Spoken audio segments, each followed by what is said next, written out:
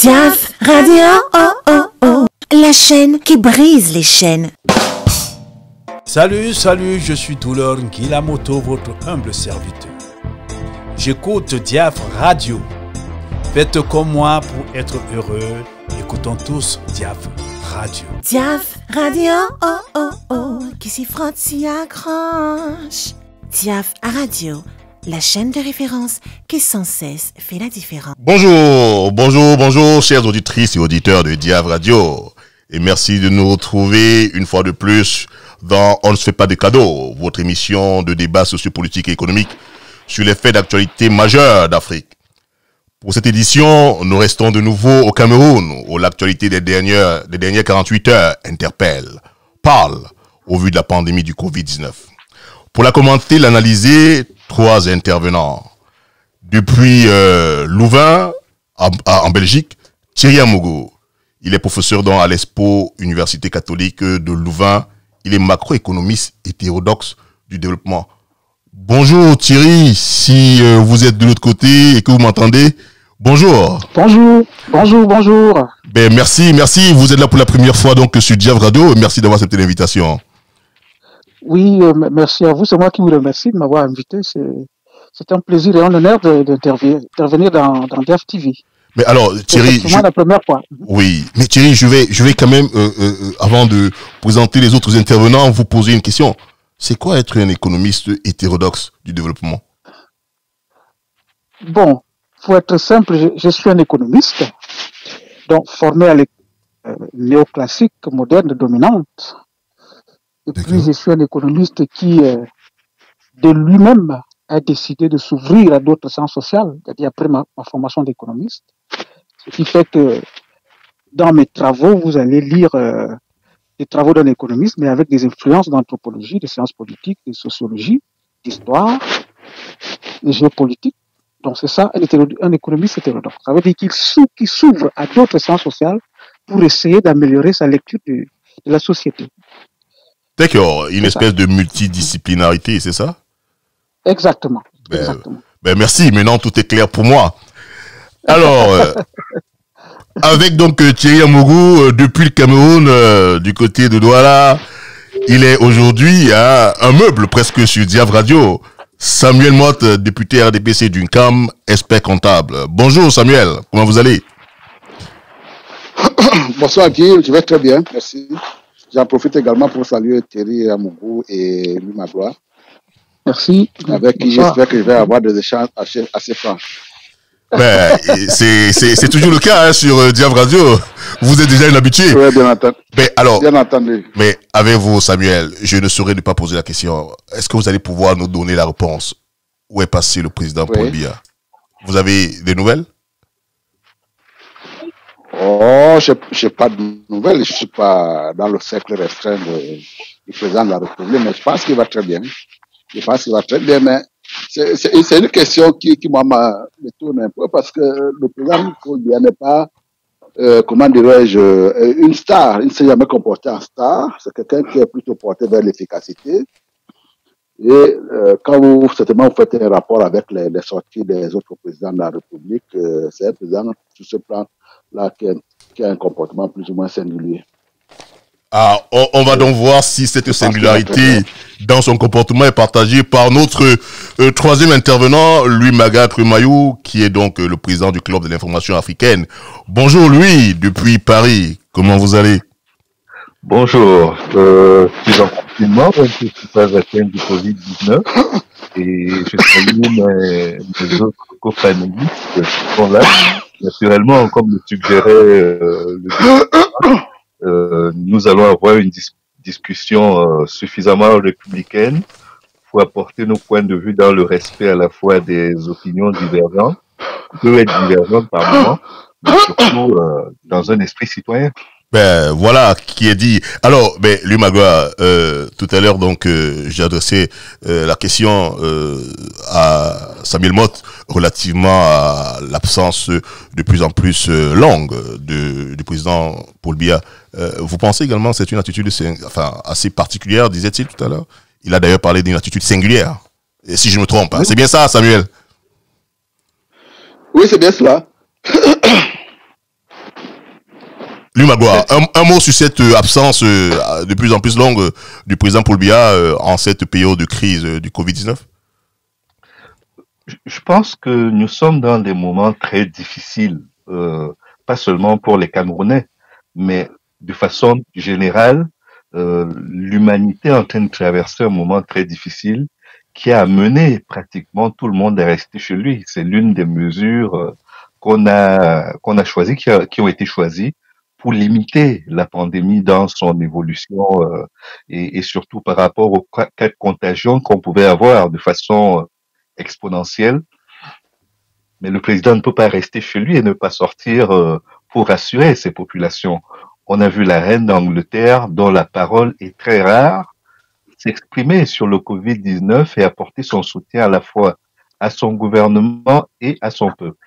On a vu autour de nous des chefs d'État qui ont pris la parole à plusieurs reprises pour motiver les troupes et surtout pour montrer leur empathie vis-à-vis de la population, parce que on a besoin, c'est à ce moment-là qu'on a besoin d'un chef à la tête du pays, de quelqu'un qui tient le gouvernail du bateau et qui l'oriente à travers les flots qui sont souvent tumultueux, comme actuellement.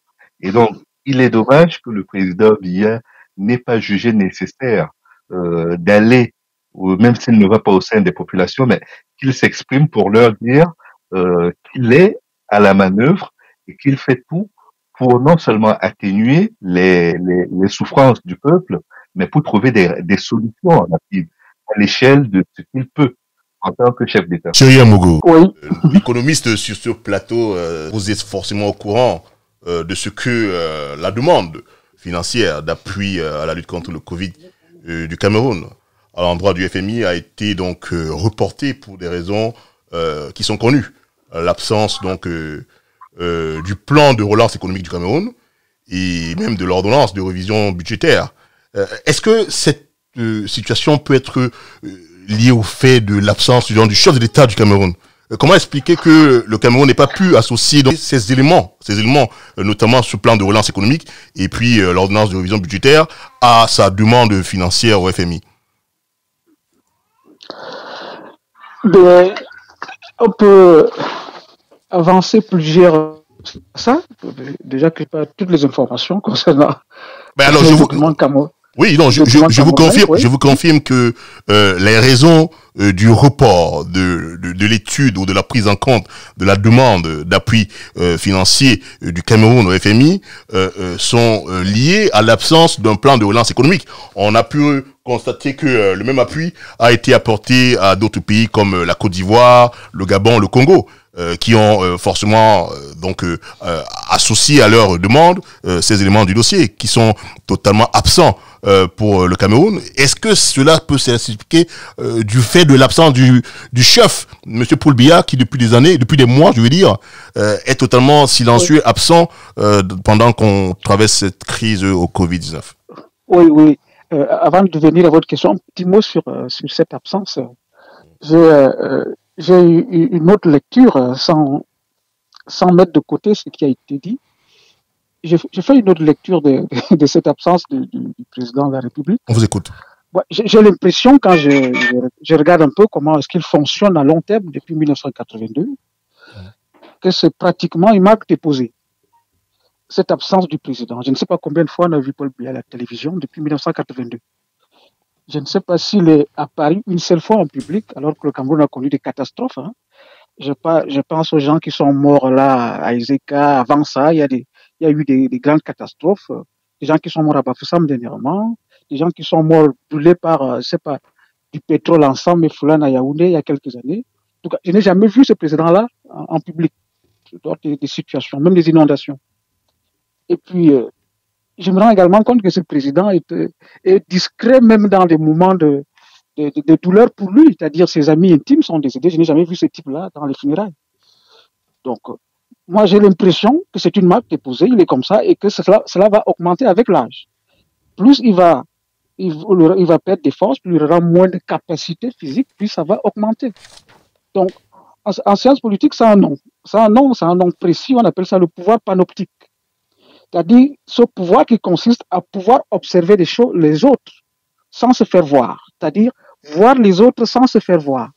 Je crois qu'il est un adepte de ce pouvoir-là. Et même quand on voit la façon dont il arrive au pouvoir, c'est quelqu'un qui est resté très discret par rapport aux jeunes loups dans l'ombre qui voulaient ce pouvoir-là. Donc je me dis qu'avec l'âge, avec l'affaiblissement physique, ça va augmenter. Et bien sûr, cette présence-là et cette absence-là est préjudiciable. Parce que justement, les gens sont rassurés par l'image et la parole. Ce sont des choses éphémères, mais c'est des choses qui rassurent une population. C'est ce que je voulais dire par rapport à ça. Concernant cette affaire d'absence d'un plan de relance économique, oui, je crois qu'une banque, lorsqu'une banque consent un crédit, le FMI c'est une banque, lorsqu'elle consent un crédit, elle veut avoir un ensemble de pièces justificatives qui lui permettent de juger si le client est crédible ou pas. Et parmi ces pièces justificatives, il y a, par exemple, donc ce plan de relance. C'est ce plan de relance qui permet à une banque, notamment ici le FMI, de savoir comment est-ce qu'elle va rentrer dans ces fonds. Donc, si vous n'avez pas cette pièce-là, ça peut être un justificatif de report.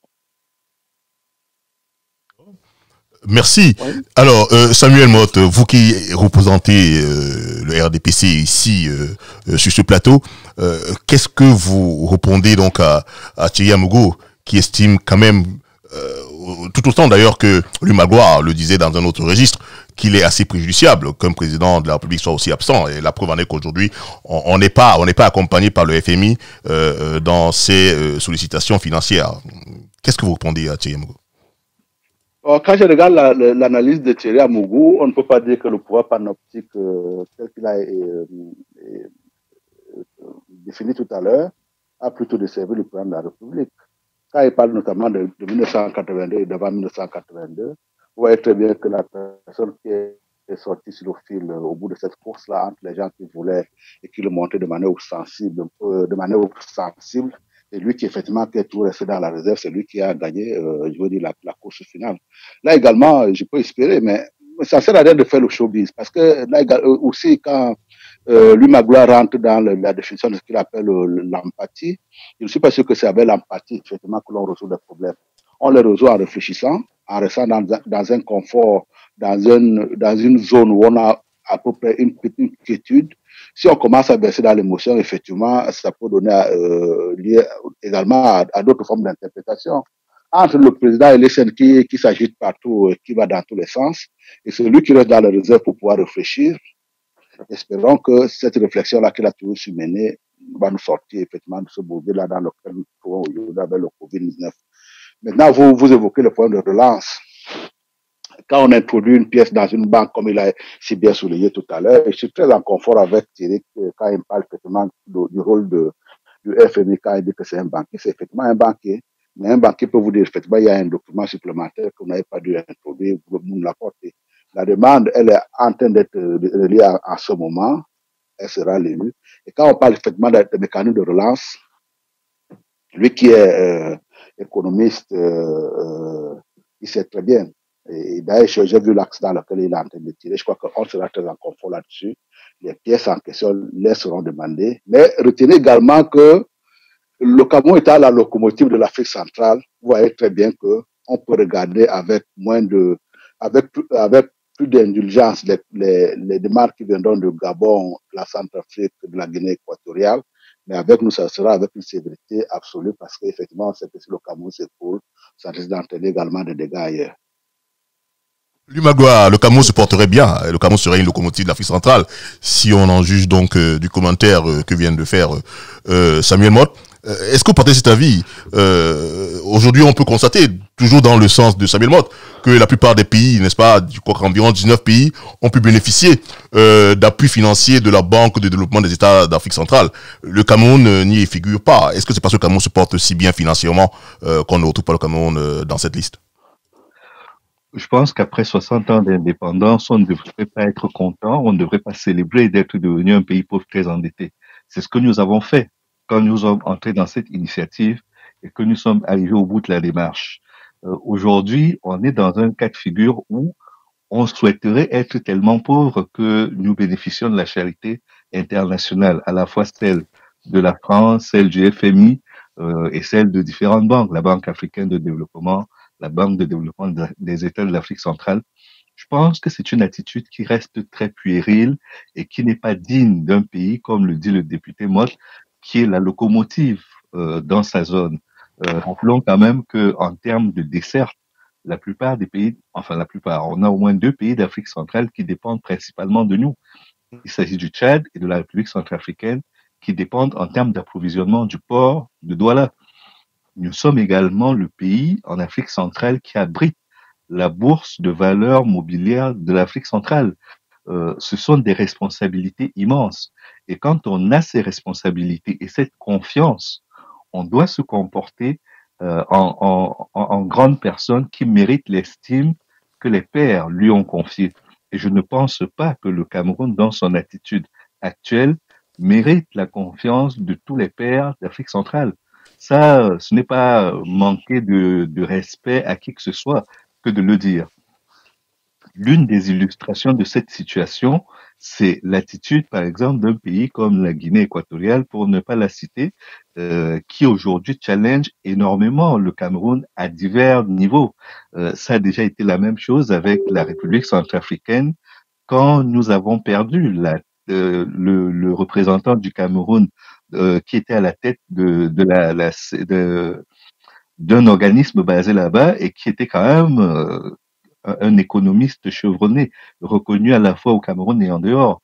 Donc aujourd'hui, nous avons un leadership qui est de plus en plus chahuté et nous ne devrions pas rester sur ce qui a été notre réputation du passé.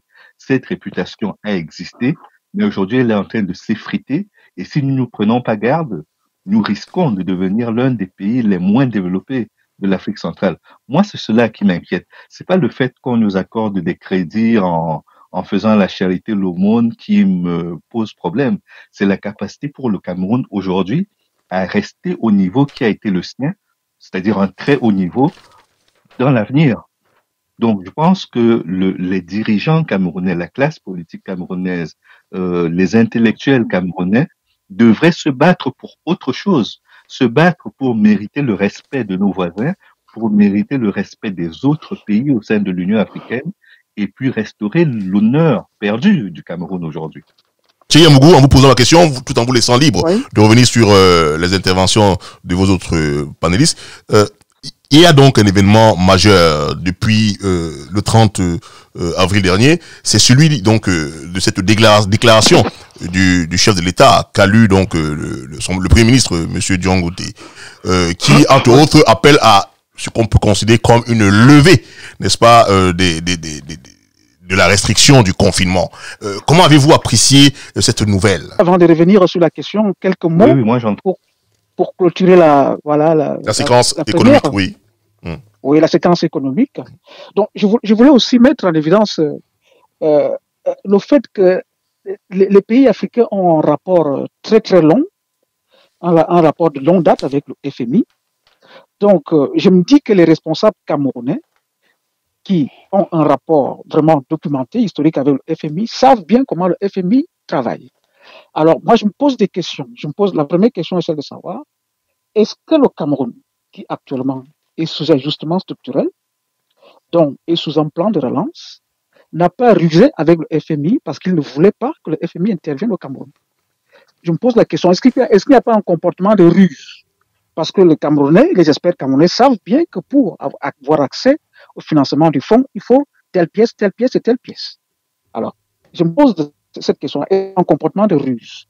La deuxième question que je me pose, c'est celle de savoir aussi, est-ce qu'au niveau africain, nous n'aurons pas quand même le réflexe de réfléchir sur nos rapports avec le FMI grâce à cette crise?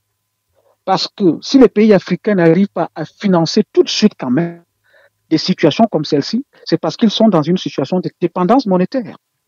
Tout ce que les autres pays font, c'est la planche à billets qui va parler en Europe. C'est elle qui va parler aux États-Unis. Mais pourquoi? Mais parce qu'ils ont une autonomie monétaire.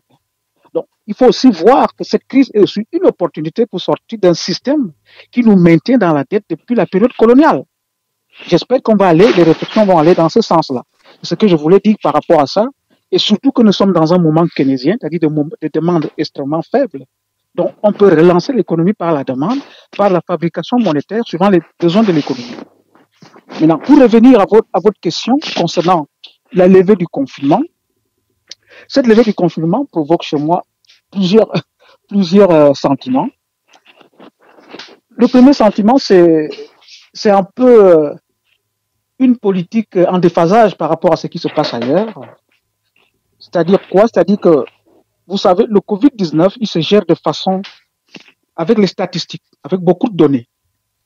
Et lorsqu'un pays décide de faire un confinement, on regarde comment évolue un ensemble de données, comment évolue le nombre de lits occupés dans les hôpitaux, comment évolue le nombre d'infectés, le nombre de lits, le nombre de personnes infectées, le nombre de morts. Oui. Tant que nous sommes dans la phase ascendante, on ne peut pas faire de confinement, de déconfinement.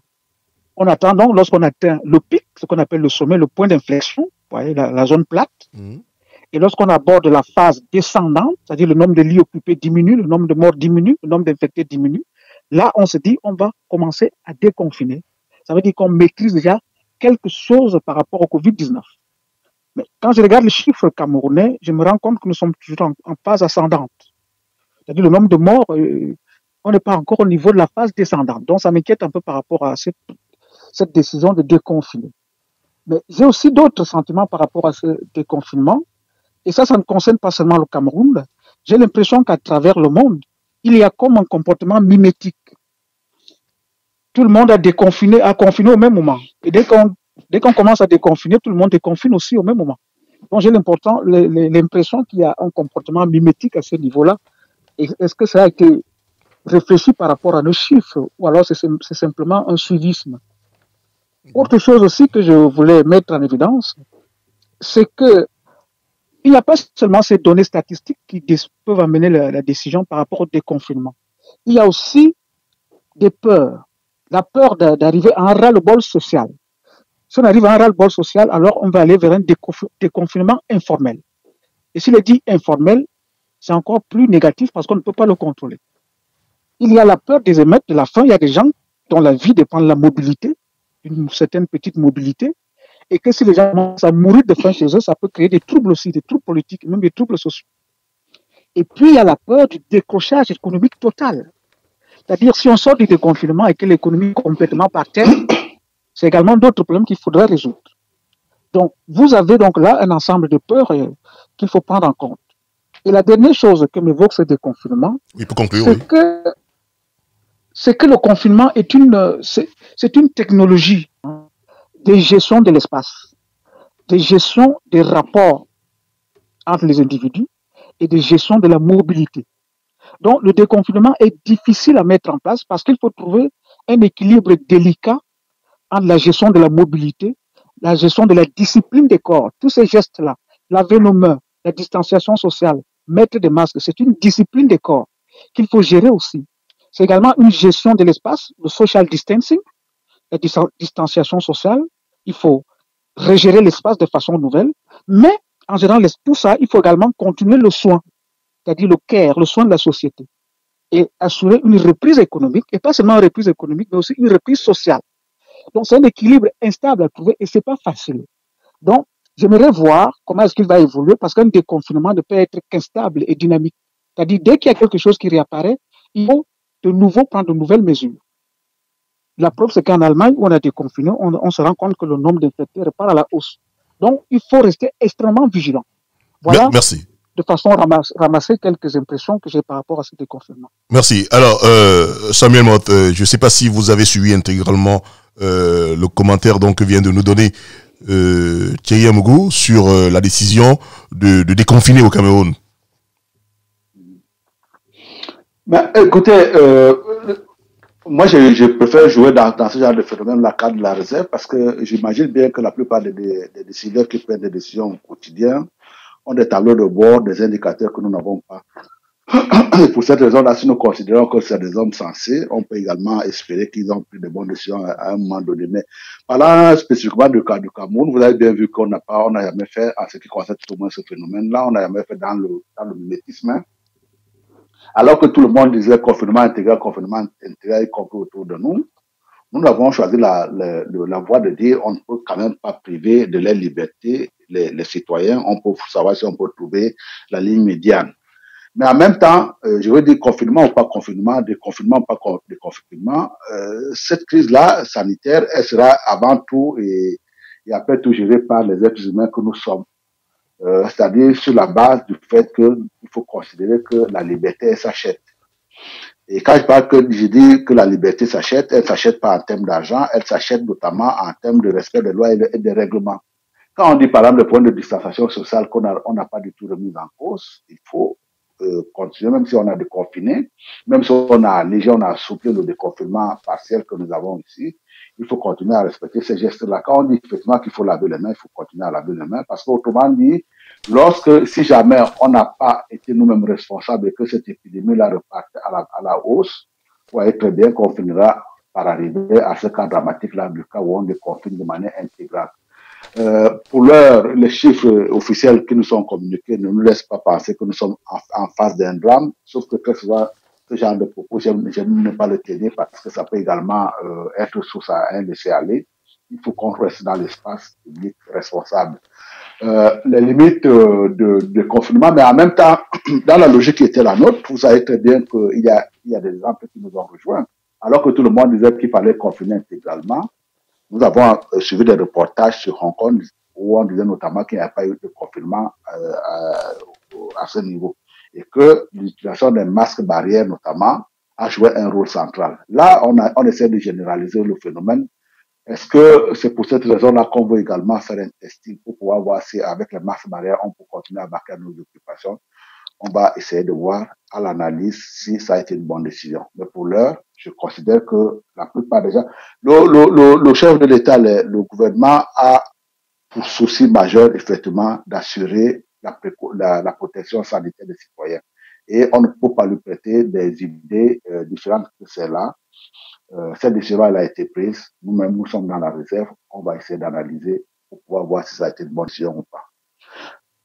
Alors, je vais quand même reprendre ici un développement sur le plan purement économique qui a été celui donc de Thierry Amougou. Je crois que Jamil Mott, vous avez peut-être perdu de vue cette information, enfin du moins cette analyse ou ce commentaire-là. Vous pensez également que le Cameroun a rusé en n'associant pas cet élément important dans une demande d'appui financier? Oui, mais maintenant, au moins Thierry, il a eu la clarté et l'amabilité de nous dire qu'il était.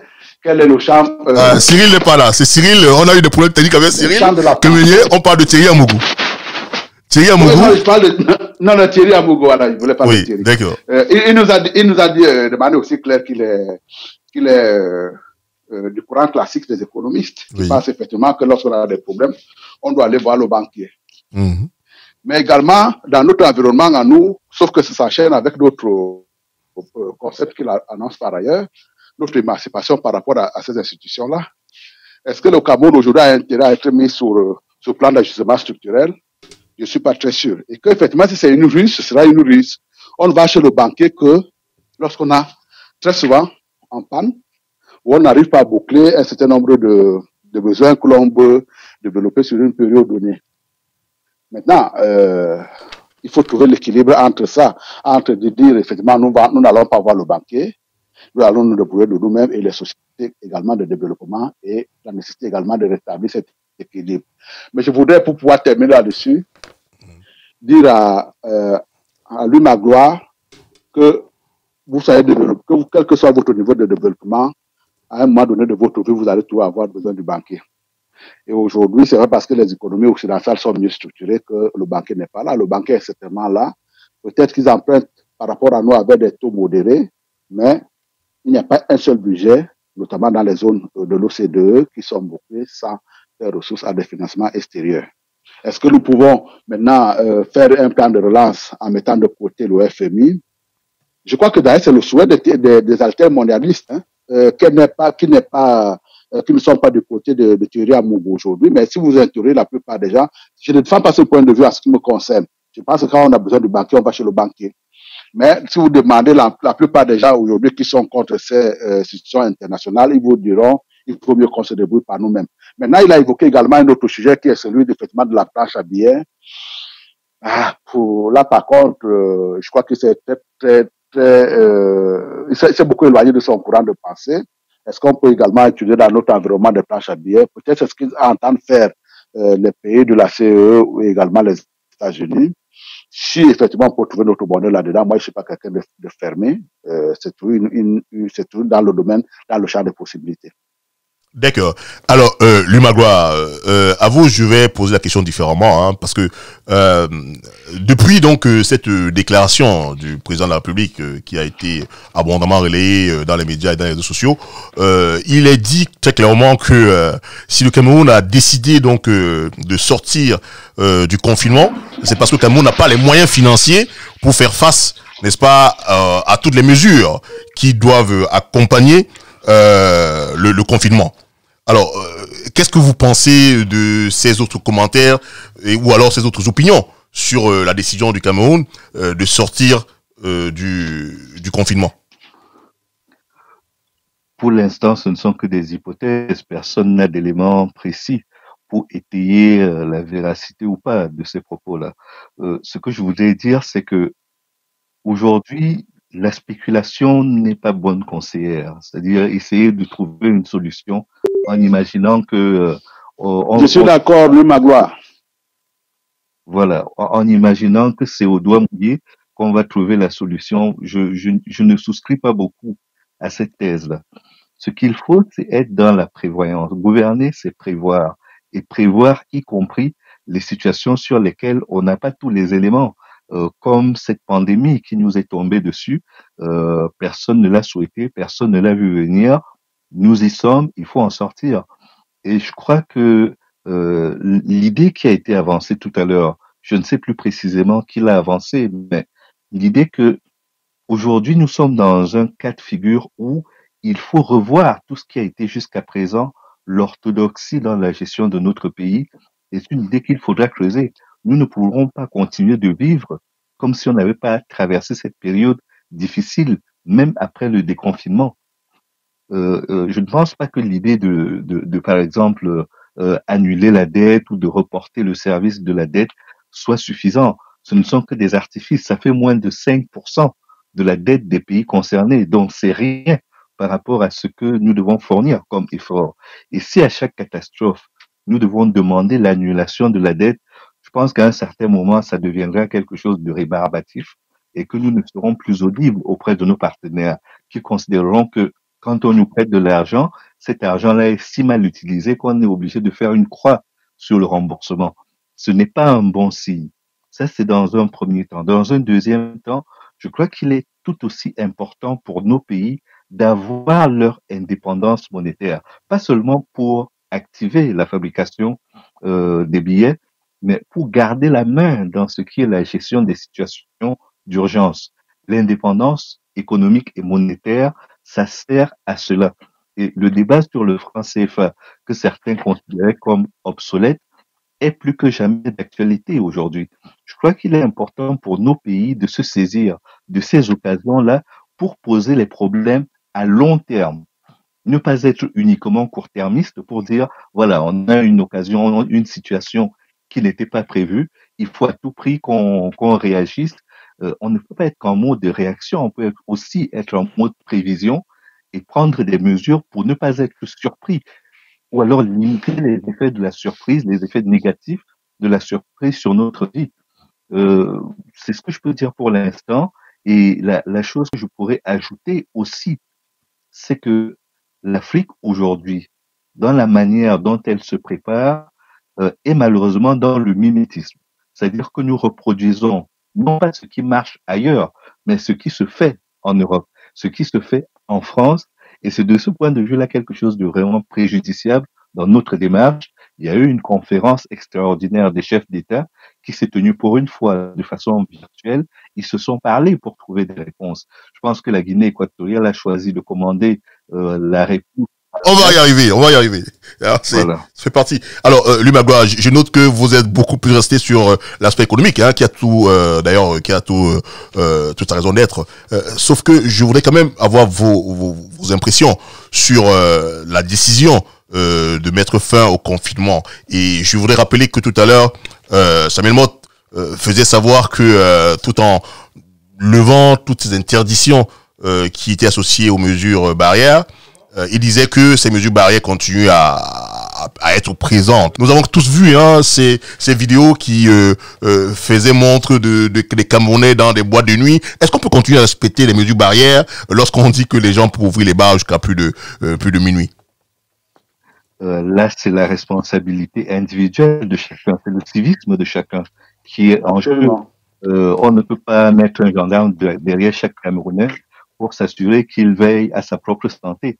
Malheureusement, donc je crois que c'est à chacun déjà de prendre les bonnes mesures et que l'État est là pour créer un cadre qui permettra que chacun se sente suffisamment responsable de lui, mais aussi responsable du bien-être des autres. Après, est-ce que nos économies sont capables de rester fermées pendant 5 semaines, 10 semaines, sans que cela ait une conséquence négative sur la relance? Une fois que la pandémie sera passée, je pense que c'est irresponsable de le penser. Il est indispensable que nos économies reprennent, que la vie sociale reprenne.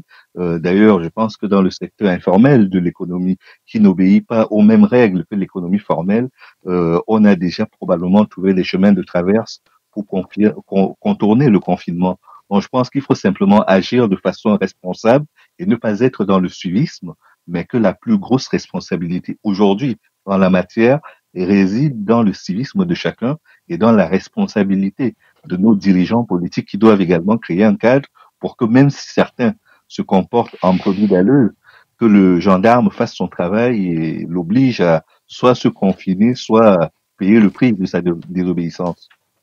Alors, Chiyamogo, tout à l'heure, vous semblez interroger les mécanismes qui ont abouti à cette décision qui est donc parue dans le document spécifié déclaration spéciale du Premier ministre, chef du gouvernement du 30 avril 2020. En temps Lumagua, il faudrait en fait prendre des décisions qui soient appropriées au contexte camerounais. Il parle de l'informel qui est quand même difficile à gérer dans des stratégies de confinement un peu semblables à celles qu'on vit ici en Europe. Un commentaire là-dessus. Oui, c'est l'intervenant, mon collègue, comment je... Lumagua Kemayou, oui. Lumagua Kemayou. Oui, il y a Lumagua, il y a quelqu'un d'autre aussi avec nous. Samuel Mott, oui. Voilà, Samuel Dieudonné-Mott. Oui. Samuel Dieudonné-Mott. Samuel Dieudonné-Mott. Il précise Dieudonné, il aime bien Dieudonné. C'est Dieu qui a donné. Voilà. Ok.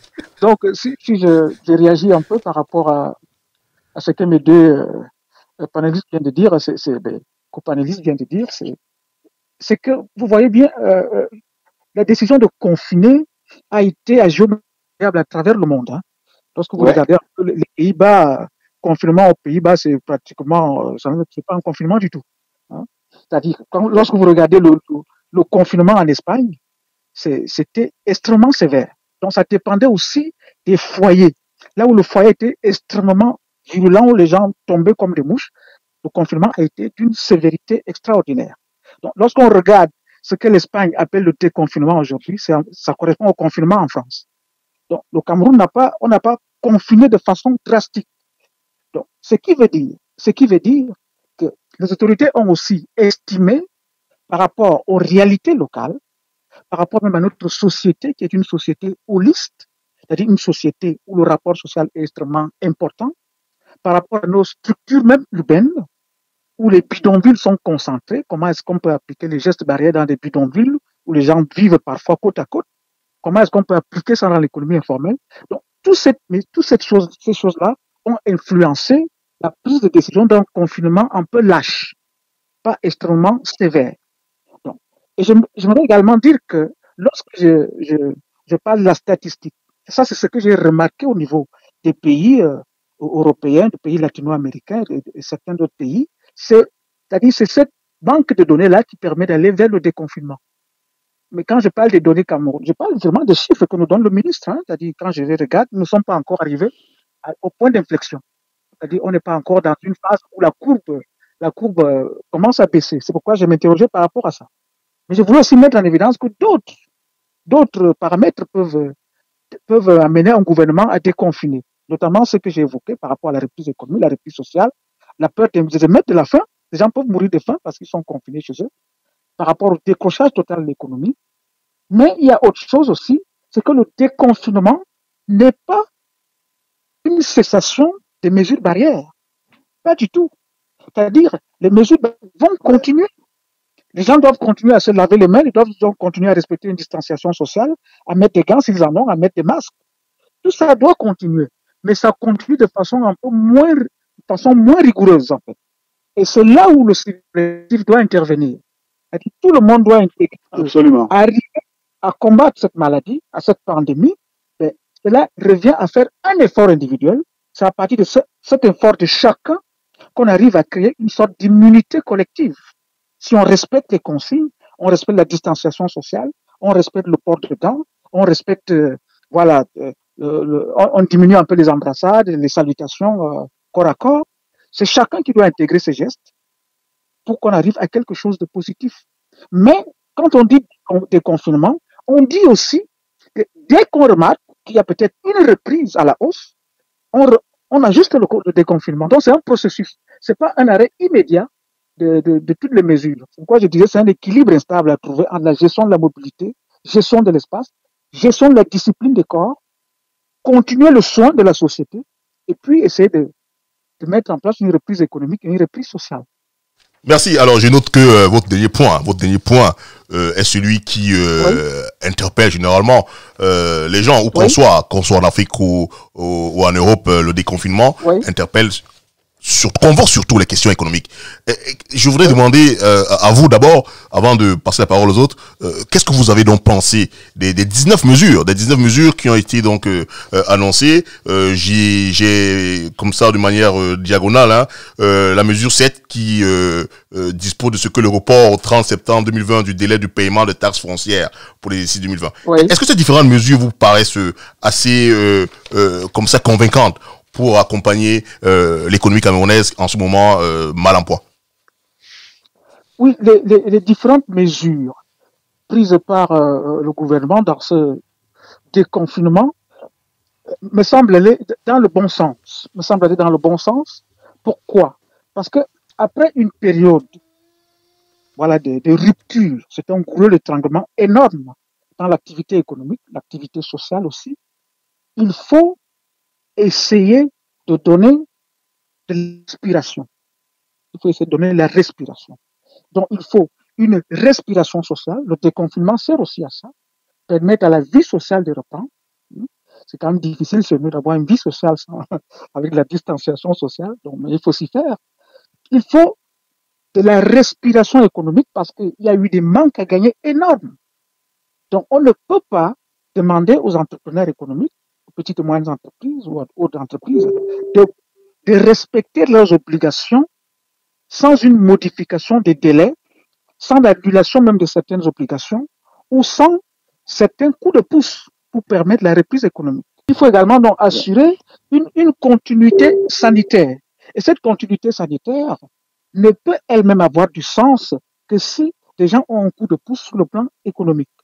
Sinon, ils ne pourront pas respecter les règles barrières qui sont mises en place. Donc, le problème ici est celui de savoir quel sera l'impact réel, parce que là, je vous parle du sens des décisions qui ont été prises. Elles vont dans le bon sens, mais pour raisonner en termes de seuil et en termes d'impact, là, il me faut avoir beaucoup plus de précision par rapport à ce qu'il y avait déjà avant et les mesures qui ont été mises en place.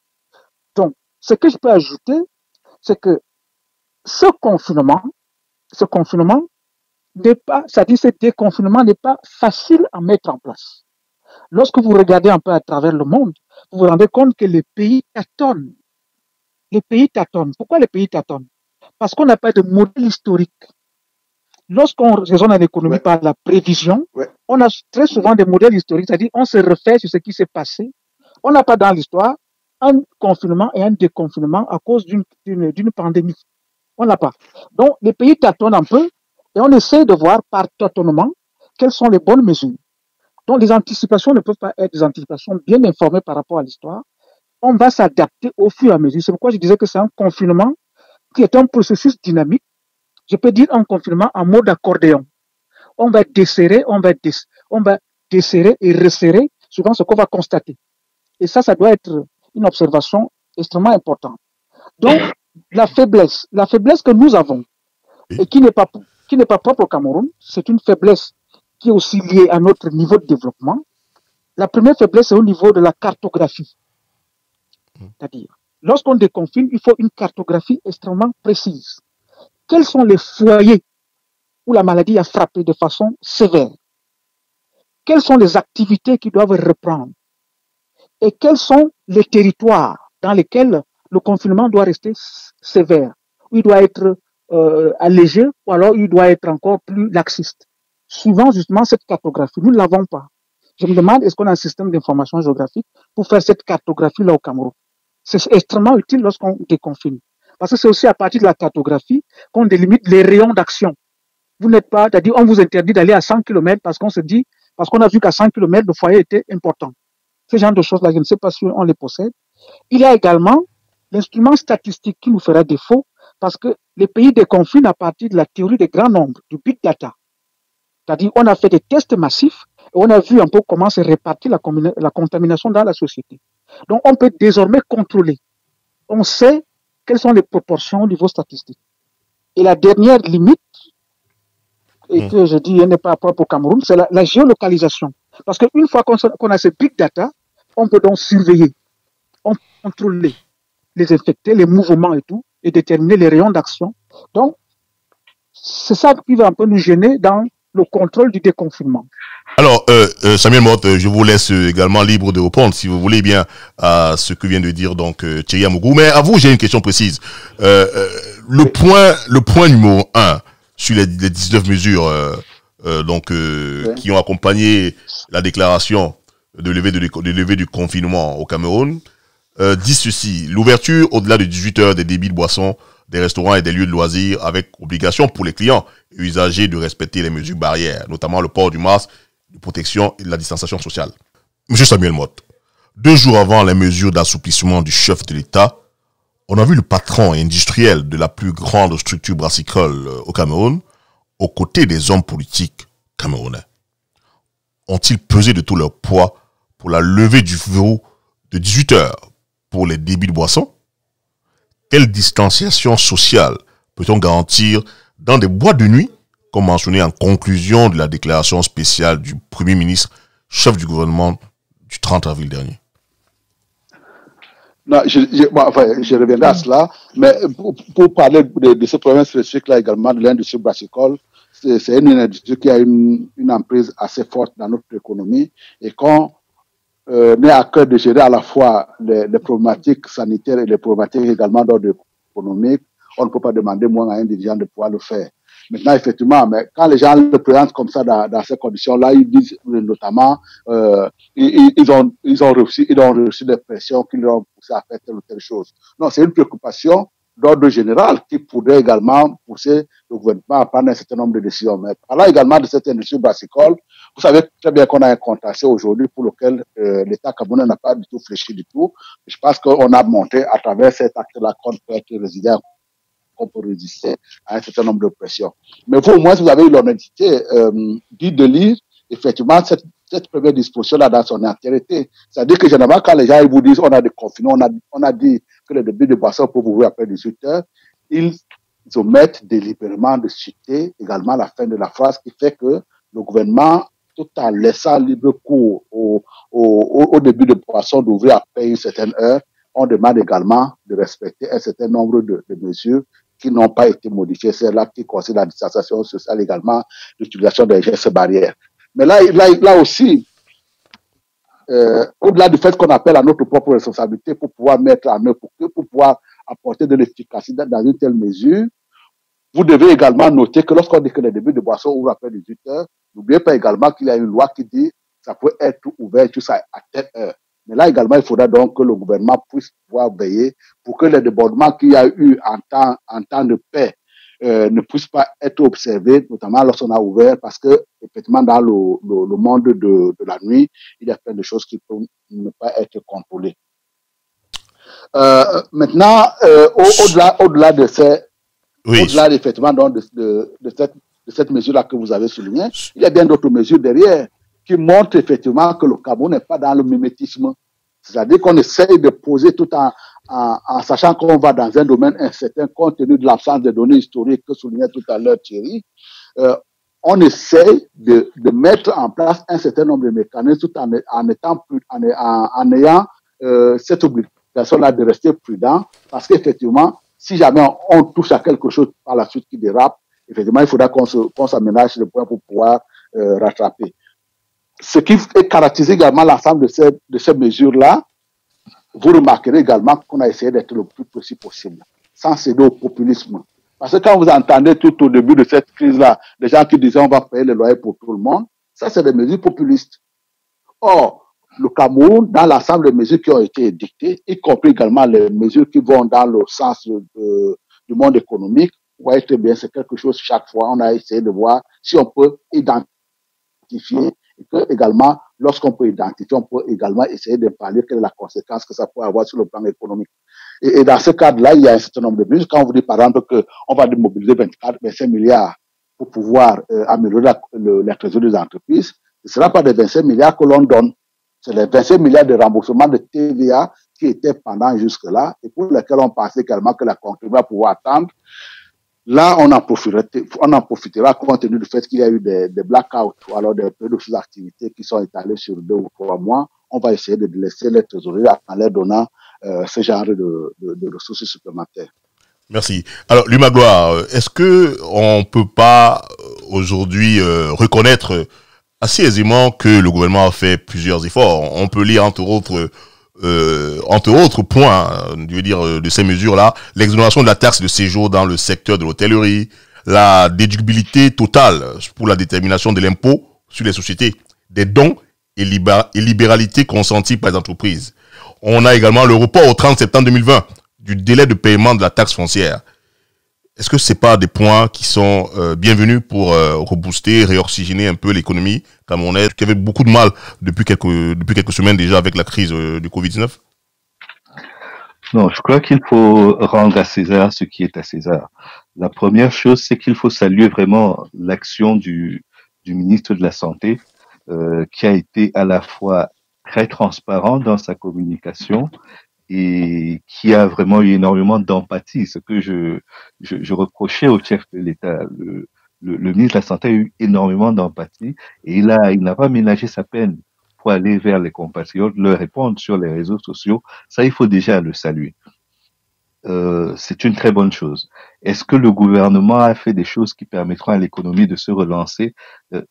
Nous sommes un pays pauvre. Que nous le veuillions ou pas, on est un pays pauvre. Nous ne pouvons pas nous payer le luxe d'asphyxier les producteurs et d'hypothéquer la relance en restant trop longtemps confinés. Ça, ce sont des vérités de base sur lesquelles il n'y a pas de commentaire à faire. En revanche, et je pense que là, il faut qu'on mette les pieds dans le plat, notre système de santé est inexistant. Je pense qu'à l'Assemblée nationale, Samuel Djedoné-Motte et tous ses homologues auront beaucoup de travail pour trouver une nouvelle loi de finances qui permette au Cameroun de se mettre à la page par rapport à tout ce que la conséquence économique, socio-économique de cette crise va engendrer. Je pense qu'il est important d'avoir tous ces éléments en vue et puis de se dire aussi que nos hôpitaux sont sous-équipés. Nous avons des hôpitaux clandestins aujourd'hui sur lesquels personne n'a de prise, que ce soit l'hôpital La Quintini qui est formel ou les dispensaires aujourd'hui qui sont tout à fait informels et sont autant de mouroirs. Il est difficile aujourd'hui de dire que nous avons un système à la fois de santé et hospitalier taillé pour affronter les mesures, pour affronter les conséquences d'une pandémie. Et quand je disais que gouverner, c'est prévoir, c'est que nous avons quand même eu des pandémies. Ce n'est pas la première que nous affrontons. Il y a eu Ebola qui a sévi en Afrique centrale, Ebola a sévi en Afrique de l'Ouest, et nous sommes à la frontière des deux. Même si nous sommes en Afrique centrale, le Cameroun est à la frontière de l'Afrique de l'Ouest et de l'Afrique centrale. Et on aurait dû déjà, à cette époque-là, avoir une idée de ce que pourrait être la riposte du Cameroun face à une pandémie. Je n'ai pas l'impression que les leçons ont été tirées de ce que cela pouvait être. Parce que, encore une fois, ce ne sont pas les microbes ou les virus qui voyagent. Ce sont les gens qui voyagent et qui transportent les virus et les microbes. Donc, quand quelque chose se déclenche dans un pays voisin, nous devons être prêts, quoi qu'il arrive, à contenir cette menace à notre niveau. Et le seul fait d'avoir un thermomètre qui permet de détecter le niveau de température ne suffit pas. Il y a besoin de tests, il y a besoin de masques. La distanciation physique, évidemment, elle est importante. Les bonnes habitudes par rapport aux gestes barrières, évidemment, sont importants, mais il y a l'économie qui doit réagir et il y a les institutions qui doivent aussi se positionner pour donner la direction à suivre. Regardons juste ce qui se passe autour de nous. Les présidents qui se sont exprimés n'ont pas dit qu'ils avaient les meilleures économies d'Afrique ou du monde. Ils ont dit, nous sommes face à une situation à laquelle nous n'étions pas préparés, qui nous pénalise à la fois dans notre vie sociale au quotidien et dans notre développement économique. Voici ce qu'on propose. Il y a ce que les partenaires internationaux et bilatéraux apporteront, mais il y a ce que nous-mêmes, on peut déjà faire. Je ne veux pas être pessimiste, mais vous avez parlé des mesures qui ont été annoncées. Je me rappelle encore, quand il y a eu ces villes mortes au Cameroun, le gouvernement avait promis une batterie de mesures qui jusqu'aujourd'hui ne sont pas allées au bout des effets qu'ils devaient produire pour relancer l'économie. Et c'est aussi cela qui fait que par moment, on n'est pas en confiance quand on entend des mesures qui sont édictées et qui ne sont pas suivies des faits dans la réalité quotidienne des gens. Encore deux points au menu donc de cette édition de On ne se fait pas de cadeaux. Après donc Lumagua, je voudrais avoir l'avis de Thierry Amougou. Thierry Amougou, Lumagua vient de faire donc un peu un état des lieux de nos hôpitaux aujourd'hui et même de ce qu'on peut appeler la politique de santé publique au Cameroun. Comment avez-vous, vous qui suivez l'actualité camerounaise, parce que je vous suis sur les réseaux sociaux, comment avez-vous apprécié donc dans ce contexte de la crise du Covid-19 le refus d'accepter les dons de Monsieur Maurice Kamto par le ministre Santé, dont par Naouda Malachi? Merci de la question. Vous savez, il y a Michel Foucault, un philosophe historien français, qui nous disait la guerre, c'est la continuation de la politique par d'autres moyens. Et la pandémie Covid-19, vous avez suivi un peu le discours à travers le monde. Elle a été qualifiée comme étant une guerre contre le Covid-19. Donc, il ne faut pas croire que, parce que nous sommes dans une situation, dans une crise sanitaire, la guerre s'arrête. Et que la politique s'arrête. La politique continue d'autant plus que nous sommes dans une guerre contre. Et comment est-ce que le Covid finit un moment politique? Il définit un moment politique par le fait que la visibilité et la présence des corps constituent des éléments d'argumentation politique pour rassurer les populations, pour montrer de l'empathie. Le moment Covid-19 est aussi un moment politique parce que nous sommes en train de combattre un ennemi invisible, le Covid-19, mais le moment politique provient par le fait que c'est là où les politiques doivent être visibles. Donc, il ne faut pas croire que le don qu'on fait dans la lutte contre le Covid-19 est un don apolitique. Non. Le don est un masque politique, même en dehors. Je suis absolument pas d'accord avec cette... Et le don est un masque politique, pas seulement pour Maurice Kamto, mais aussi pour Paul Biya. Lorsque Biya annonce son premier fonds, qu'est-ce qu'il met en place? Il met 1 milliard. On dit c'est très très faible par rapport à ce qui a été mis en place à gauche et à droite. Hein? Mais c'est très faible sans savoir qu'il a plus d'un tour dans sa poche. Parce qu'après, on a vu les dons du président se déployer à travers le pays. Ça, c'est un acte politique. Parce que là, ce n'est plus le Cameroun qui s'occupe de ses enfants, c'est Paul Biya qui s'occupe à travers un 2 milliards. Alors, qu'on soit dans une don, politiquement parlant, le don n'est jamais gratuit. There's no free lunch, dit-on en sciences politiques. Lorsqu'on fait un don, c'est parce que on se préoccupe d'abord de soi par le souci des autres. Et les hommes politiques ne sont pas des enfants de cœur. Bon. Pourquoi est-ce qu'on refuse le don de Maurice Kamto? On refuse le don de Maurice Kamto pour une raison toute simple. Nous sommes dans une bagarre politique. Lorsque Maurice Kamto crée son fonds survie Survival Cameroun, lorsqu'il le crée, le gouvernement camerounais dit que c'est hors la loi, qu'il ne respecte pas la loi. que c'est l'État camerounais qui doit fixer les règles de collecte des dons, qui les fixe d'ailleurs dans une situation de crise. Donc, j'ai un conflit avec le gouvernement. Exemple, vous êtes dans un conflit voisin. Votre voisin, parce que vous prétendez qu'il convoite votre femme. Et puis votre femme tombe malade et votre voisin vous apporte des lots de médicaments. Est-ce que vous allez les accepter? Je veux tout simplement vous donner l'exemple de ce type de voisinage pour montrer que vous êtes dans un combat politique. Non, le combat sincèrement, ce n'est pas de cette manière, je crois, qu'il faut aborder la situation. Laissez-moi finir. Non, d'accord. Vous allez donner votre avis. Voilà. Oui. Donc, c'est par rapport à un gouvernement que le don a été refusé. Pourquoi? Parce que dans un gouvernement, il y a ce qu'on appelle une solidarité gouvernementale. Atangandji ne va pas dire quand tu es hors la loi et l'autre ministre lui l'accepte. Ça veut dire qu'il va rompre la solidarité gouvernementale. Ça veut dire que Maurice Kamto va vous avoir parce qu'il va mettre dans le gouvernement une fragmentation politique qui va détruire la solidarité gouvernementale. Donc ces gens-là sont elle n'a pas eu lieu la fragmentation. Et ces gens-là sont les entrepreneurs politiques. Et Kamto fait aussi ça parce que c'est ce qu'il attend. Donc moi je dis, si le gouvernement refuse, je ne dis pas que le fait d'avoir refusé est bien. On a bien compris, hein? On comprend très bien votre analyse. Ouais. Oui, j'explique la logique. Donc, c'est-à-dire, ils sont dans un politique, un combat politique, et c'est ça qui continue à travers le Covid-19 et à travers les dons. Donc, moi, je me dis, le fait que le gouvernement refuse, ça c'est leur bagarre politique, Maurice Kamto peut bien aller donner ses dons, c'est-à-dire laisser le gouvernement de côté et puis aller dans les hôpitaux, donner ses masques, aller dans les hôpitaux, donner les tests, ou même distribuer des masques dans un carrefour. Je ne crois pas que les populations vont refuser.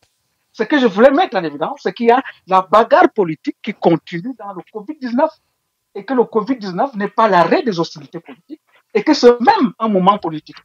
Et pas seulement au Cameroun, ailleurs aussi. Bien noté, très cher Thierry Amougou. Précisons tout de même pour nos auditrices et auditeurs qui nous suivent que seuls quelques hôpitaux sont agréés par le ministère de la Santé pour accueillir les patients au Covid-19. C'est peut-être pour cette raison que Maurice Kamto a choisi d'adresser son don au ministère de la Santé afin qu'il achemine lui-même vers les centres de santé agréés et surtout les plus nécessiteux. C'était juste cette précision que je voulais apporter. Maintenant, je vais laisser Samuel Mode répondre. Ne faites pas l'avocat du diable. Non, ce n'est pas une défense de quelque parti que ce soit. C'est une information que je donne. Vous ne pouvez pas vous faire prendre en charge à l'hôpital de la Cité Palmier, par exemple, si cet hôpital n'est pas agréé par le ministère de la Santé, pour traiter ou accueillir les cas de Covid-19. C'est une information que je donnais. Ce que je voudrais vous préciser, c'est que cette liste-là, elle a été également rendue publique. Donc également, elle a été portée à la connaissance de l'ensemble de tous les contributeurs, y compris également celui de Maurice Kamto.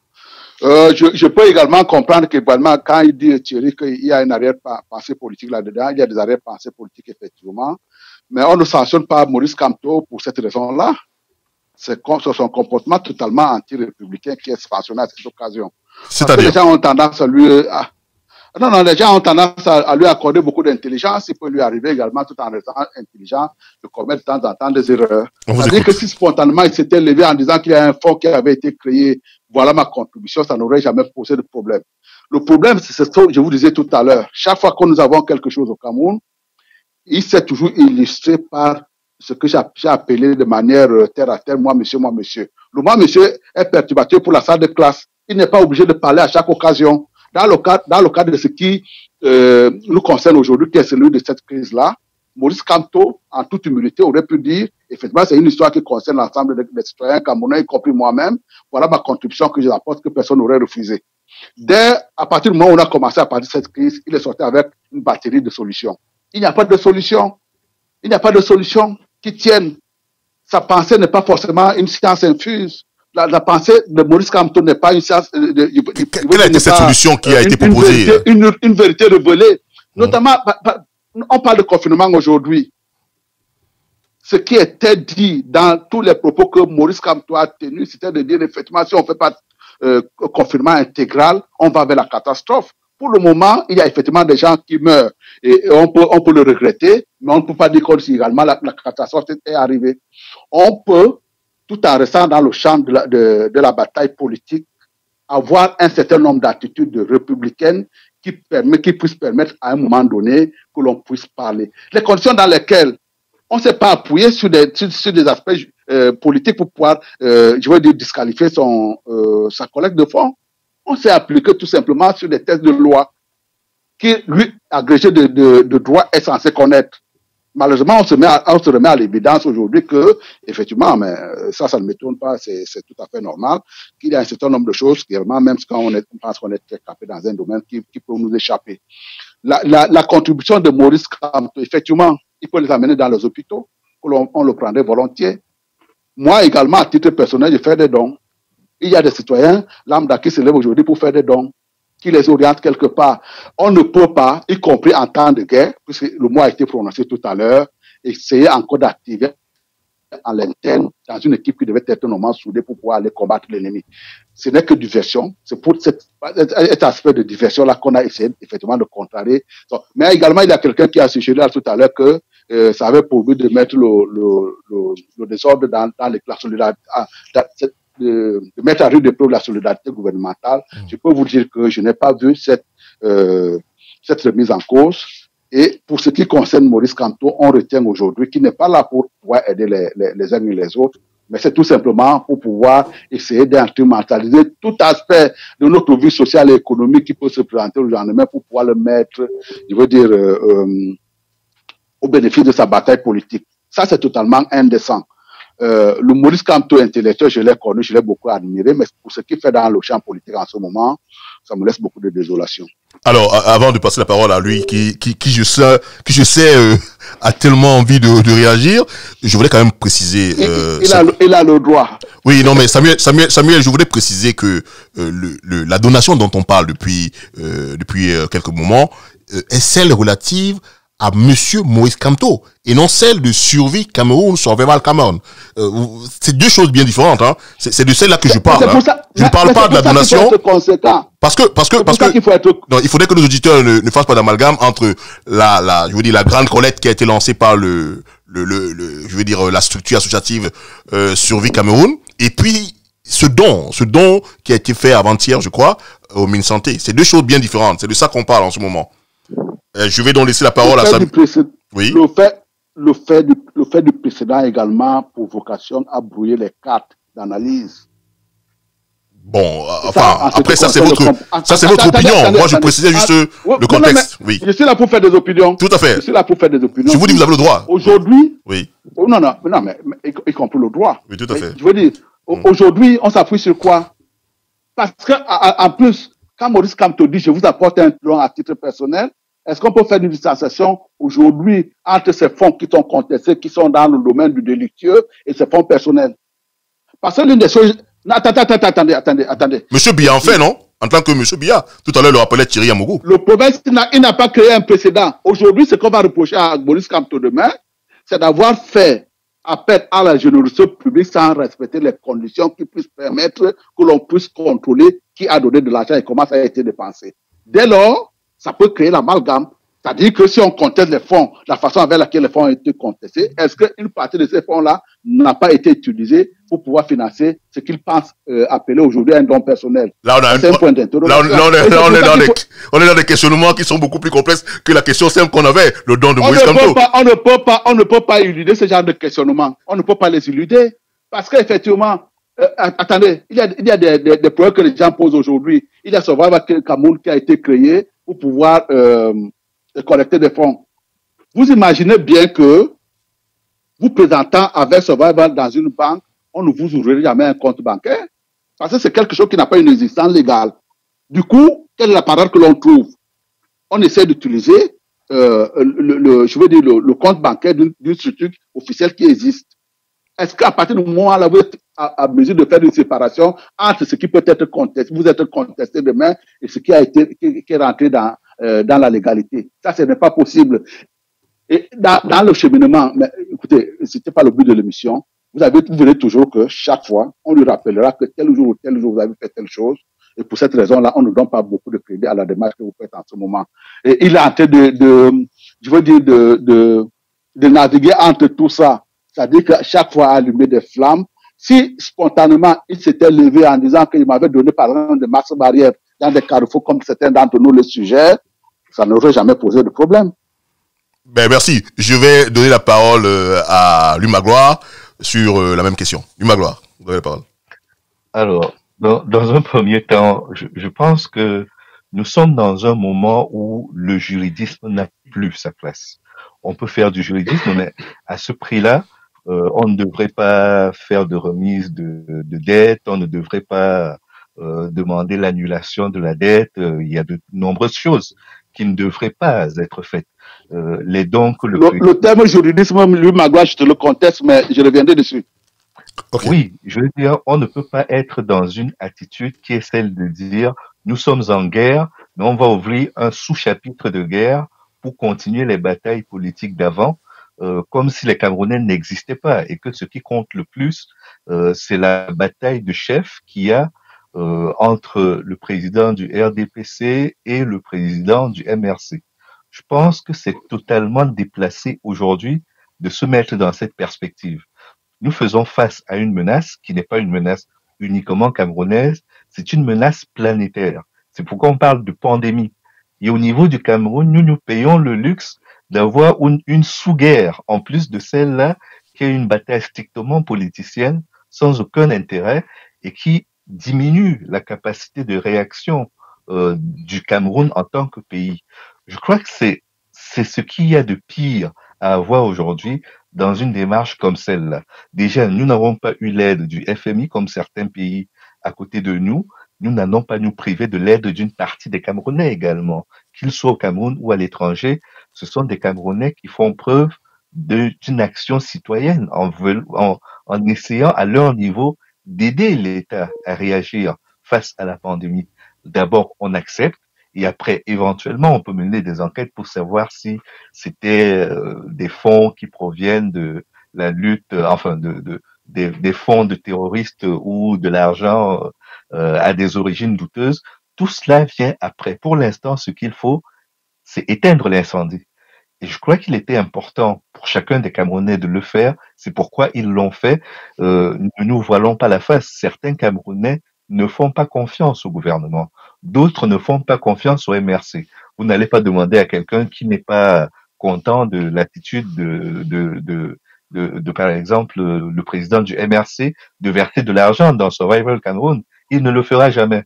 Et vous ne demanderez pas à quelqu'un qui n'est pas sûr du président Biya ou qui estime que l'argent sera mal utilisé de le remettre au président Biya. On est dans le même cas de figure. Ils te diront qu'ils ne sont pas d'accord pour le faire. En revanche, si nous considérons que c'est une cause nationale, la lutte contre la pandémie du Covid-19, on met de côté toutes ces querelles partisanes et on réagit d'abord en récoltant suffisamment de fonds pour équiper nos médecins, nos infirmières, le personnel soignant, pour donner à l'État la capacité de réaction. Parce que il faut dire, en dehors du fait que on peut aller donner la collecte à des hôpitaux, c'est que qu'on le veuille ou pas, moi je n'ai jamais été partisan de l'idée que l'État doit disparaître au profit des organisations non gouvernementales qui deviendraient de super gérants qui ne doivent pas rendre compte de la gestion qu'ils font. Je crois qu'il y a d'abord besoin d'une structure générale qui est le gouvernement, qui est la politique de santé, qui est la politique du Cameroun face à cela, et puis à côté, une aide qui peut venir compléter cette action gouvernementale et qui doit être celle des citoyens, celle des partenaires. Donc, quand on reste dans ce champ-là, je ne peux pas comprendre que l'on se prive d'une contribution, fût-elle à l'initiative, c'est pas celle de Camto, c'est pas celle du MRC, c'est celle d'une partie de Camerounais. On ne peut pas se priver de cela. Et on ne peut pas se priver non plus, de façon plus générale, d'un dialogue inclusif de toute la classe politique sur le sujet. C'est ce qu'on appelle l'union sacrée, l'union nationale de toutes les forces camerounaises pour combattre la pandémie. Pourquoi le président Biya n'a-t-il pas rencontré la classe politique pour trouver une solution nationale? Pourquoi aujourd'hui on doit rester dans des combats d'arrière-garde face à une pandémie qui ne distingue pas les militants du MRC de ceux du RDPC quand elle frappe. Je pense que c'est une grave erreur qui a été commise, mais que je fais confiance au génie camerounais pour trouver une solution par rapport à la gestion des conséquences, mais c'est une erreur, c'est une faute. Alors, on va donc aborder le dernier point de cet entretien qui tire à sa fin. Allez-y, Thierry, allez-y, je vous laisse répondre avant de passer au dernier point alors. Allez-y. Première chose, vous savez, Luc Magloire fait une confusion entre un jugement moral et un jugement d'existence. Lorsque vous regardez à travers le monde comment la classe politique se comporte par rapport au Covid-19, la bagarre politique n'a pas disparu. Pas du tout. Regardez ce qui se passe aux États-Unis entre Trump et les autres, entre républicains et démocrates. Et c'est la guerre. Trump qui appelle même qu'on manifeste contre le confinement. Hein? Ils sont dans une guerre politique énorme. Et dans le cas du Cameroun, ce qu'il y a, c'est de se rendre compte qu'on n'a pas besoin d'un ministre pour faire un don. On n'a pas besoin d'un ministre pour faire un don. On en a besoin dans la cohésion. Non, on n'a pas besoin d'un ministre pour faire un don. Et celui qui déclenche les hostilités dans cette affaire de Covid-19 et qui va rompre l'union sacrée qu'appelle Luc Magloire, mais c'est Maurice Kamto, dès le départ. C'est dès le départ. Je suis tout à fait d'accord. C'est-à-dire que c'est lui qui met en place un état d'urgence pour résoudre une situation d'urgence. Mais lorsqu'on ne respecte plus cet état-là, on crée la discorde. Il n'y a plus d'union sacrée. Et c'est ça qui jette le discrédit et les mauvais rapports entre lui et le gouvernement. Donc, le problème, moi, je n'ai rien contre Maurice Kamto, absolument rien. J'essaie souvent de tout simplement d'avoir des avis sur la stratégie politique qui, elle, lorsque je la regarde, elle est assez importante parce qu'elle réanime le champ politique camerounais. Je trouve que le principal apport de Maurice Kamto, c'est une réanimation du champ politique camerounais. Mais ce que je reproche à Maurice Kamto en termes personnels, premièrement, c'est une destruction de la sympathie et de la bienveillance entre Camerounais. Ça, c'est la première chose. Et la deuxième chose que je reproche, je peux avoir tort, mais ce que je reproche. La deuxième chose que je reproche, c'est cette tentative de créer un État dans l'État. C'est ce que reprochait Richelieu, le cardinal Mazarin, à certains opposants français. C'est une erreur extrêmement grave. Lorsque vous mettez l'État en concurrence, et surtout l'État en concurrence, il y a une rupture de confiance. Okay. Alors qu'un don est utile aux Camerounais, on le refuse. Pour conclure là, je crois que ça peut faire l'objet de notre débat, Thierry Amogo. On va conclure là. Et c'est ça qui crée toutes ces situations-là. Oui, ça peut faire l'objet de notre débat, ce point que vous soulevez en ce moment, cher Thierry Amogo. Alors, on va laisser également Samuel Moll répondre pour donc aborder la dernière partie, le dernier point de cette émission. Je voudrais juste préciser à l'attention de Luc Magloire qu'en réalité, le don de Maurice Kamto est malvenu. C'est tout simplement une lecture de la loi. Et comme il le suggérait tout à l'heure, Thierry, dès les premières heures de la crise, je voudrais insister là-dessus. Le MRC n'a pas montré sa capacité à mener un combat républicain. Dès les premières heures, pendant que le gouvernement disait voilà ce que nous demandons aux citoyens, il sortait de son côté avec une batterie de questions, avec une batterie de propositions, comme pour pouvoir dire il n'y a que mes propositions qui vaillent. Et je pense que c'est très dangereux pour la population, notamment quand vous parlez des gestes barrières. Si vous lui dites, il y a un qui dit vous lavez les mains, l'autre qui dit vous ne lavez pas les mains, je ne suis pas sûr que ce serait très bien pour la suite des événements. Et c'est pour cette raison-là notamment que ça a été interdit. Maintenant, s'il peut s'amender après pour pouvoir faire des choses qui puissent être compatibles avec une démarche républicaine, je pense qu'on n'aurait pas pu assister à ce genre de divergence d'opinion aujourd'hui qui nous a été flégé par sa démarche. Oui, si tu permets, quand il dit effectivement, c'est sur la base des dispositions juridiques, parce que même en temps de guerre, quand on dit effectivement qu'il faut veiller à ce que veiller sur la vie et les biens des citoyens, on ne peut pas déroger parce qu'effectivement on est en temps de guerre. La disposition notamment qui concerne le recours à la générosité publique ou alors à l'épargne publique quand on rentre dans le domaine économique, celui du professeur d'économie que j'ai en face de moi, c'est un domaine qui est réglementé. C'est-à-dire que vous-même, vous l'avez reconnu, lui, on peut dire également que je n'ai pas confiance à Maurice Kamto. De même qu'on peut également dire que je n'ai pas confiance au RDPC.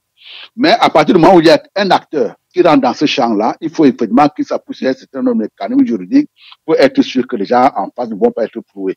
Et donc pour cette raison, la partie n'a pas respecté un certain nombre de dispositions. Vous pouvez également admettre qu'il puisse avoir des difficultés aujourd'hui à lever les fonds. Moi, je pense qu'il faut, encore une fois, respecter le parallélisme des formes. C'est-à-dire que je ne pense pas que l'attitude des leaders doit être celle de leurs militants. Si les deux leaders, en l'occurrence le président Biya et le président Kamto, avaient eu cette rencontre que moi je souhaite sur la scène politique, mais pas que eux deux, mais toute la scène politique camerounaise. C'est-à-dire, au moins, s'il fallait circonscrire et limiter le nombre de participants, faire que tous les candidats à la dernière élection présidentielle rencontrent le chef de l'État et réfléchissent avec lui sur l'attitude à adopter face au Covid-19, je pense qu'il n'y aurait pas eu cette réponse en solo du MRC de son côté et du gouvernement d'un autre côté. Le gouvernement n'est pas anti-camerounais et je n'ai pas l'impression que le MRC de son côté est anti-camerounais. Le député Samuel Dieudonné-Motte parlait tout à l'heure de mesures que le MRC ou que Maurice Kamto aurait prises et qui allaient à l'encontre des précautions qui étaient prescrites par le gouvernement. Je n'ai pas idée qui est parmi ces mesures des choses qui allaient contre la distanciation physique ou contre les mesures barrières qui ont été préconisées. Je ne pense pas, à moins qu'il y ait des informations là-dessus qui m'ont échappé. Ils ont prôné par exemple le confinement total. Mais c'est pas contre le gouvernement. Si on dit confinement total, c'est peut-être que c'est une proposition qui est faite et qui peut être discutée. Ça peut être contre-productif également, lui, Magloire. Non, ce que je veux dire, c'est que ça doit être discuté. On ne doit pas mettre un leader politique au niveau d'un gouvernement. Je pense que dans une situation comme celle-là, et vous l'avez vu, y compris en France ou aux États-Unis, les leaders qui se rencontrent parlent d'une seule voix.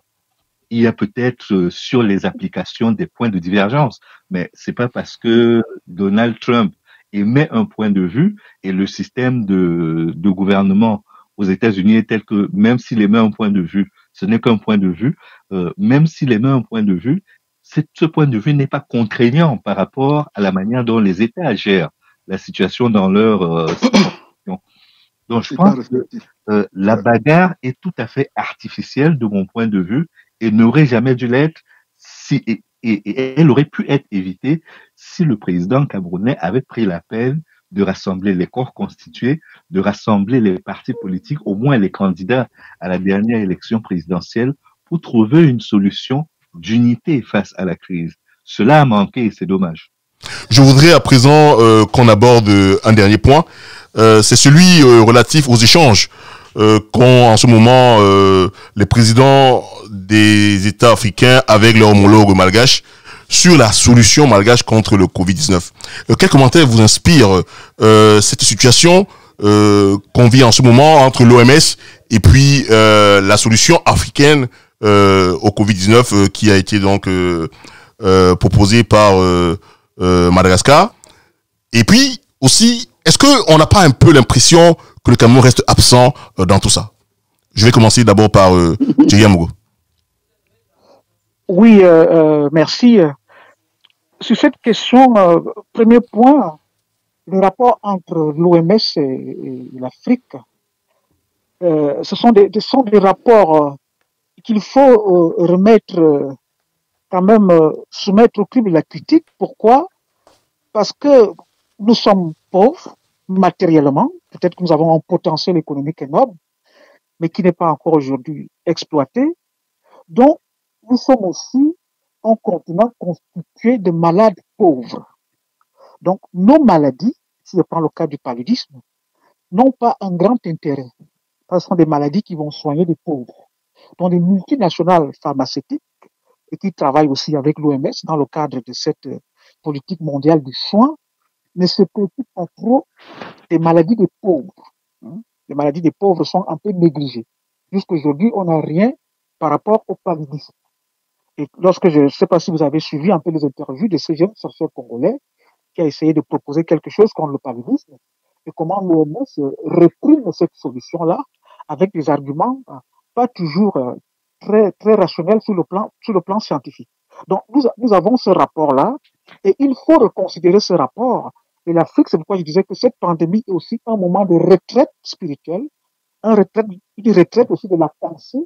C'est-à-dire, nous devons aussi déconfiner notre pensée dans ce rapport avec l'OMS et nos États doivent aller quand même dans des politiques de souveraineté sanitaire relative. C'est-à-dire quoi? C'est-à-dire que nous avons une importation de médicaments qui provient justement dans des grandes industries pharmaceutiques, mais nous avons également une pharmacopée traditionnelle. Il est peut-être temps que nos États mettent en place des structures de recherche où les scientifiques modernes vont travailler avec notre pharmacopée traditionnelle, avec nos praticiens, pour essayer de trouver des formules scientifiques où on va isoler les principes actifs de nos plantes, de nos écorces, de nos fruits, et arriver à fabriquer des médicaments qui peuvent être à la portée du pouvoir d'achat des populations africaines. C'est extrêmement important. Et ne pas rester dans cette politique de dépendance où c'est l'OMS qui nous amènerait tout simplement donc de quoi nous soigner. Il faut voir ça à ce niveau-là. À un autre niveau, il faut également que les pays africains essayent de mettre en place des comités scientifiques avec des scientifiques camerounais, par exemple, autonomes, indépendants, qui vont évaluer la nature des médicaments qui rentrent au Cameroun. Ça fait partie de la santé publique. Quel est le type de médicaments qui rentrent? Est-ce qu'ils viennent de Chine? Ils viennent du Nigeria? Ils viennent de où? Est-ce qu'ils sont bons par rapport à l'objectif de santé publique? Et ce comité scientifique peut également aider à la décision des politiques publiques au niveau de la santé. Ce comité de santé publique peut également examiner les vaccins, les tests de vaccins qu'on vient faire au Cameroun. Quelle est la composition chimique des vaccins? Est-ce qu'ils vont dans la même direction que la santé publique? C'est-à-dire, on doit mettre en place ce type de structure-là pour s'occuper justement des populations, bien sûr qui vont collaborer avec l'OMS, mais qui vont aussi donner une capacité de décision et une capacité de savoir. Concernant le rapport avec Madagascar, c'est une très belle idée. Moi, je trouve qu'aucun pays ne doit reculer devant la moindre solution qui se présente face à cette pandémie. S'il y a une moindre solution qui se présente, il faut la tester et voir ce qu'elle donne. Donc, moi, j'encouragerais ce rapport avec Madagascar, même si, au jour d'aujourd'hui, j'ai vu des conférences à distance avec ce président, avec d'autres présidents africains. Je n'ai pas vu la contribution camerounaise. Je n'ai pas vu le président camerounais déjà qui n'apparaît pas au Cameroun. Mais à ce niveau-là, je ne l'ai pas vu non plus. Bon, j'ose croire que le gouvernement a des contacts avec Madagascar pour essayer cette solution-là. Donc, qu'est-ce que je pense par rapport à ce rapport ce rapport avec Madagascar nous donne aussi un aperçu du rapport que l'OMS a avec les pays africains. Vous voyez l'attitude de l'OMS par rapport à ce médicament que dit détenir Madagascar, ce n'est pas une attitude favorable. Donc, dans l'avenir, moi je me dis 3 volets pour essayer de construire une autonomie sanitaire relative. Premier volet, c'est-à-dire travailler sur l'offre de médicaments adaptés au pouvoir d'achat des Camerounais. C'est-à-dire donc ces recherches qui doivent aussi intégrer la pharmacopée traditionnelle et où les scientifiques doivent isoler les principes actifs et les doser pour qu'ils puissent soigner les populations. Donc l'offre des médicaments. Deuxième volet, c'est les infrastructures sanitaires. Et là, on peut avoir une coopération publique-privée pour essayer tout simplement donc de doter le pays d'infrastructures sanitaires adéquates. Et le troisième volet, c'est l'accès aux droits sociaux de base. Parce que les droits sociaux de base participent de la santé des populations. Et quand je dis droits sociaux de base, je pense au logement décent, c'est-à-dire investir dans le logement social abondamment. Je pense au travail décent, c'est-à-dire que les gens aient de quoi se nourrir, de quoi aller à l'hôpital, et aussi une alimentation équilibrée. Une population bien logée, qui a un travail décent et qui mange de façon équilibrée, et bien que ce soit une population largement en bonne santé.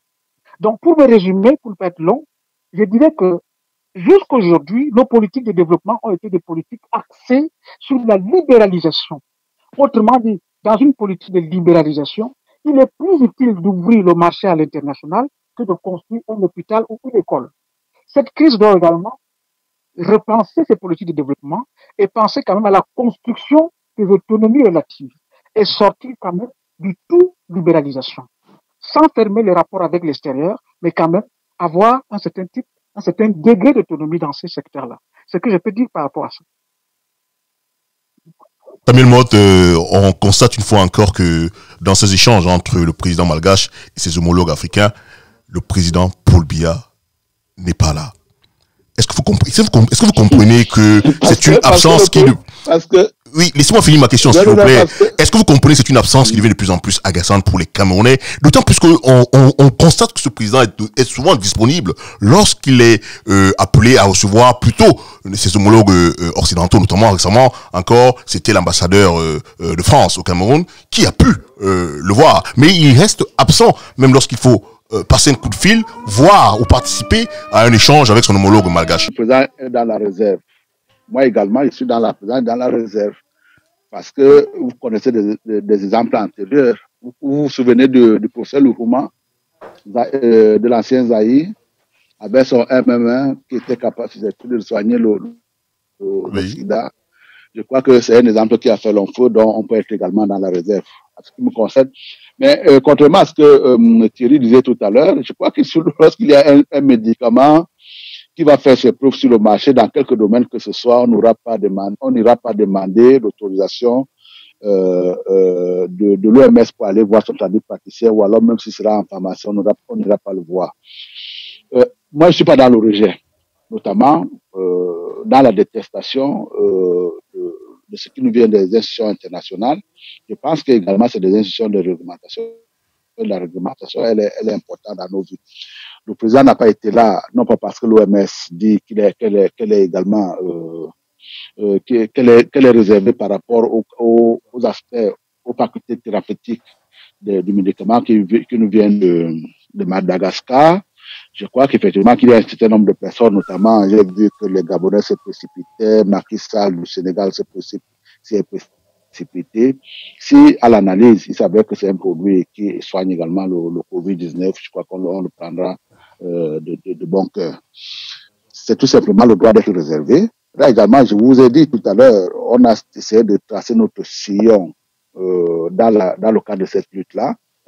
Nous sommes les seuls à avoir dit, enfin, tout le monde les premiers à avoir dit en Afrique, on n'est pas obligé de faire comment on appelle, un confinement intégral. Il y a également un certain nombre d'évaluations que nous faisons qui constituent le fondement des décisions que nous prenons pour pouvoir gérer cette crise tout au moins pour son futur. Je crois qu'on est dans la même dynamique. D'accord, merci. Alors, Lumalgoa, pour ce dernier point. Sur ce point concernant Madagascar et la solution Covid-Medix, je pense que... à cette solution aussi. C'est marginal. Sincèrement, j'y accorde moins d'importance que je n'en accorde à une solution africaine face à cette crise. Et c'est le moment de rappeler que nos pays sont quand même sous dépendance, y compris dans ce domaine-là. Ça fait des années aujourd'hui que dans nos universités, des chercheurs travaillent. Nous avons appris récemment seulement qu'au Cameroun, on était capable de produire certaines choses pour répondre à la menace du Covid-19. Je pensais que nous n'avions pas de solution à cela. Au Sénégal, l'Institut Pasteur est en train de fabriquer des masques.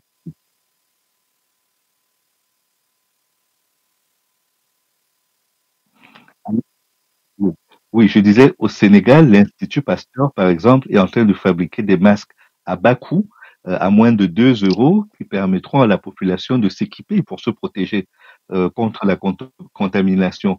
Donc, je pense que les pays africains doivent aujourd'hui sortir de cette dépendance qui perdure, cette dépendance volontaire à force qui nous relie aux pays occidentaux.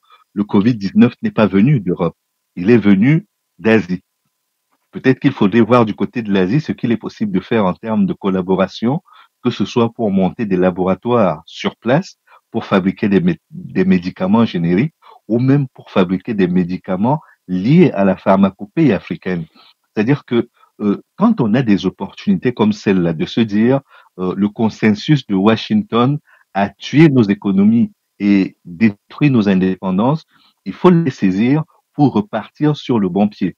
Et le bon pied pour moi, c'est d'avoir des politiques nationales, voire des politiques africaines qui permettront de réagir face à des menaces sur lesquelles nous n'avons pas de prise. Encore une fois, nous sommes des pays pauvres et en tant que pays pauvres, pendant très très longtemps, nous avons été dans le mouvement des pays non alignés qui essayaient de valoriser la coopération sud-sud.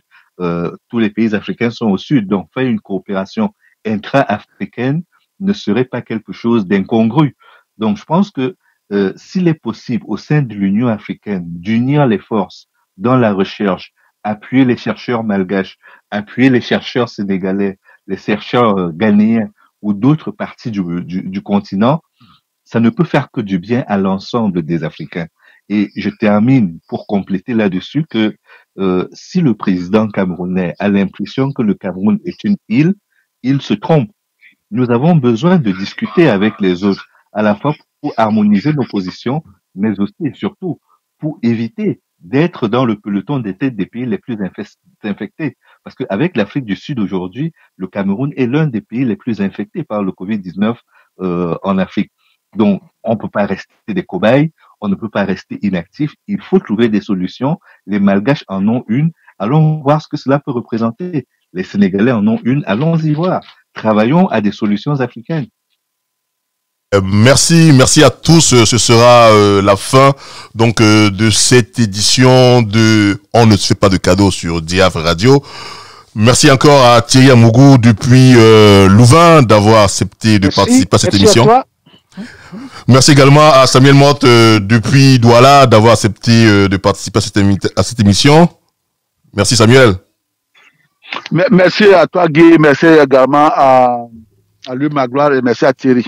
Merci lui Magloire également. Merci à Monsieur Motte, merci à Monsieur Magloire, merci d'avoir partagé. D'accord. Mais cette émission est à présent terminée, donc une émission entièrement réalisée par Hervé Tchofi Nganji qui était à la technique et pour modérer cette émission après qu'on ait perdu pour des raisons techniques Cyril Kemenye depuis Paris, c'était modestement votre serviteur Guillermo Gasser Piléoé. Bonsoir, au revoir et à une prochaine édition. Ciao. Ciao, au revoir. Diaf Radio, oh oh oh, la chaîne qui brise les chaînes.